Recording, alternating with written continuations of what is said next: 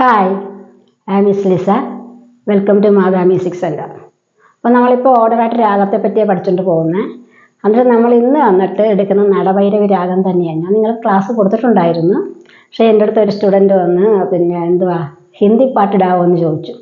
അപ്പോൾ ഓൾറെഡി ഞാൻ ഓ സാത്തിര എന്നുള്ള പാട്ട് ഇട്ടിട്ടുണ്ടായിരുന്നു പന്തുവരാളി രാഗത്തിൽ. അപ്പോൾ ഇന്ന് നടഭൈരവി രാഗത്തിൽ തുജെ ദേഖാ തോയെ ജാനാസനം എന്നൊരു പാട്ടുണ്ടല്ലോ, നമുക്ക് ആ പാട്ടൊന്ന് ട്രൈ ചെയ്ത് നോക്കാം. അപ്പോൾ ഞാൻ നിങ്ങൾക്കുണ്ടല്ലോ സി മൈനർ സ്കെയിൽ കൊടുത്തിട്ടുണ്ടായിരുന്നു. നമ്മൾ ആ കണ്ണീർ പൂവിൻ്റെ കവളിൽ തലവടി എന്നൊരു പാട്ട് എടുത്തിട്ടുണ്ടായിരുന്നില്ലേ? അപ്പോഴേ സി മൈനർ സ്കെയിലാണ് ആ പാട്ട്, അത് തന്നെയാണ്. അപ്പോൾ സി മൈനർ സ്കെയിൽ എപ്പോഴും നിങ്ങളുടെ മനസ്സിൽ ഓർമ്മയിൽ ഉണ്ടാകണം. സി മൈനർ സ്കെയിൽ തന്നെയാണ് നടഭൈരവി രാഗം. അത് സി ടു ഈ സിയിൽ വരുമ്പോഴേ അത് എക്സാക്റ്റ് വന്നിട്ടുണ്ട്.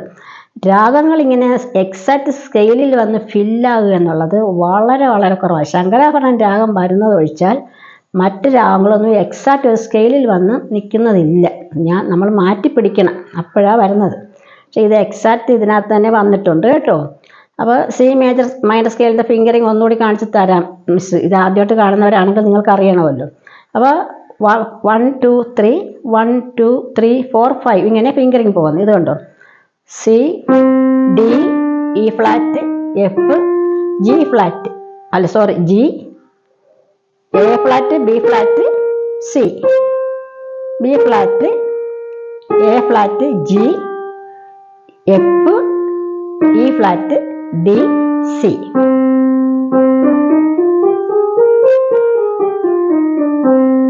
അപ്പം ലെഫ്റ്റ് എടുക്കുമ്പോൾ 3 and 5 അല്ല, 5 and 3 ആണ്. അതായത് ഇത് കണ്ടോ, ഫിഫ്ത്ത് എടുക്കണം. സി ഡി ഇ ഫ്ലാറ്റിൻ്റെ 3 തേർഡ് ഫിംഗർ, സെക്കൻഡ് ഫിംഗർ വന്ന് എഫിൽ വെച്ചു, ഫസ്റ്റ് ഫിംഗർ വന്ന് ജിയിൽ വെച്ചു, തേർഡ് ഫിംഗർ വീണ്ടും എ ഫ്ലാറ്റിൽ വെച്ചു, ബി ഫ്ലാറ്റിൽ വന്ന് സെക്കൻഡ് ഫിംഗർ വെച്ചു, ഫസ്റ്റ് ഫിംഗർ വന്ന് ഇവിടെ കൊണ്ടുപോകും അല്ലേ? ഇങ്ങനെയാണ് ഇതിൻ്റെ ഫിംഗറിങ് പോകുന്നത്.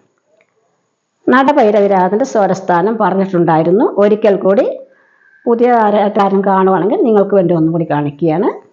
നടഭൈരവി രാഗത്തിൻ്റെ സ്വരസ്ഥാനം ഷഡ്ജം, ശ്രുതി ഋഷഭം, സാധാരണ ഗാന്ധാരം, ശുദ്ധ മധ്യമം, പഞ്ചമം, ശുദ്ധ ദൈവതം, കൈഷികി നിഷാദം, ഷഡ്ജം.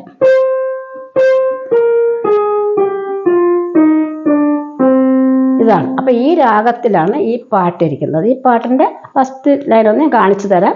പക്ഷെ നിങ്ങൾ പാട്ട് ഫുള്ളായിട്ട് അറിയാവുന്നവർ ഈ രാഗത്തിൽ തന്നെ പിടിക്കുകയാണെങ്കിൽ ആ പാട്ട് എക്സാക്റ്റ് കിട്ടും. പക്ഷേ ഈ രാഗത്തിൽ നിന്ന് നിങ്ങൾ ഒരിക്കലും മറ്റ് നോട്ടുകളൊന്നും മാറ്റി പിടിക്കരുത്. കാരണം നിങ്ങൾ പിടിക്കുമ്പോൾ പ്രത്യേകം ശ്രദ്ധിക്കുക, ഈ 3 ബ്ലാക്ക് നോട്ടിൽ മാത്രമേ കൈവെക്കാൻ പാടുള്ളൂ. ഇവിടെയൊക്കെ കിടത്ത് കൈവച്ചാൽ ആ പാട്ടിൻ്റെ രാഗം മാറിപ്പോവും. പിന്നെ നിങ്ങൾ ഇത് ഇപ്പോൾ സിയിൽ പിടിക്കുന്ന ഡിയിലോട്ടാണ് മാറ്റി പിടിക്കുന്നെങ്കിൽ അതുപോലെ ആയിരിക്കും ആ സ്വരസ്ഥാനം പോവുക. അപ്പോൾ ഡിയിൽ പിടിച്ചിട്ട് ഇതുപോലെ മാറ്റി പിടിച്ചാലും സ്വരസ്ഥാനം മാറിപ്പോവും. നിങ്ങൾ രാഗത്തിൻ്റെ ഓർഡറായിട്ട് പോവുകയാണെങ്കിൽ എപ്പോഴും ഷഡ്ജം സിയിൽ തന്നെ പിടിച്ചുകൊണ്ട് നിങ്ങൾ ഓർഡറായിട്ട് പോയാൽ മാത്രമായിരിക്കും ഇത് നടഭൈരവി രാഗമെന്ന് ഞാൻ പറഞ്ഞത് കേട്ടോ. മാറ്റി പിടിച്ചിട്ട് രാഗം മാറിപ്പോയെന്ന് നിങ്ങൾ ഓർക്കരുത്. ഓക്കെ, അപ്പോൾ ഈ പാട്ട് എങ്ങനെയാണെന്ന് നമുക്ക് നോക്കാം.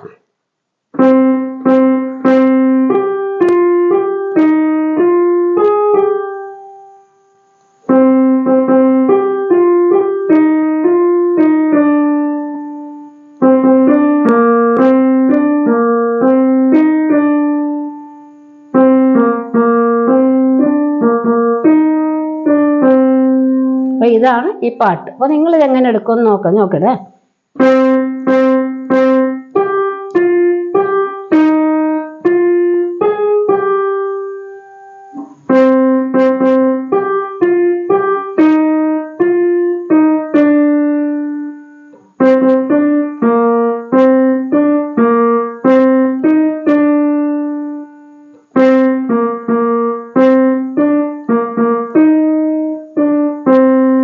ഇതൊന്ന് നിങ്ങൾ പ്രാക്ടീസ് ചെയ്യുക. ഞാൻ ഇതിൻ്റെ കോഡ്സ് ബോർഡിൽ എഴുതി കാണിക്കാം. സി മൈനർ സ്കെയിലിന് ഏതെല്ലാം കോഡ്സ് നമുക്ക് പിടിക്കാമെന്നുള്ളത് കാണിച്ചു തരാം. കോഡ്സ് എന്നോട് പല കുട്ടികളും ചോദിച്ചു, നടഭൈരവി രാഗത്തിന് ഏതെല്ലാം കോഡ്സ് യൂസ് ചെയ്യാമെന്ന് ചോദിച്ചു. അതുകൊണ്ടാണ് ഇപ്പം മിസ് ഇത്രയും 4 കോഡ്സ് വളരെ സിമ്പിളായിട്ട് ഇട്ടിരിക്കുക കേട്ടോ. ഇതിൻ്റെ അകത്ത് വന്ന് C minor code, C E flat G, F minor code, F A flat C, ഇത് വന്ന് G minor code, G B flat D, പിന്നെ ബി ഫ്ലാറ്റ് മേജർ കോഡ് നമുക്കിടാം. അത് വന്ന് എഫ് ബി ഫ്ലാറ്റ് ഡി. അപ്പോൾ ഈ കോഡ്സ് നിങ്ങൾക്ക് ഈ 4 കോഡ്സ് ഈ പാട്ടിന് നിങ്ങൾ സിയിലാണ് പിടിക്കുന്നതെങ്കിൽ മാത്രം, അതായത് സി മൈനർ സ്കെയിലിലാണ് മിസ് ആ പാട്ട് കാണിച്ചു തന്നത്. നിങ്ങൾ സി മൈനർ സ്കെയിലിൽ മാത്രമാണ് പിടിക്കുന്നതെങ്കിൽ ഈ കോഡ്സ് നിങ്ങൾക്ക് ഉപയോഗിക്കാൻ സാധിക്കും.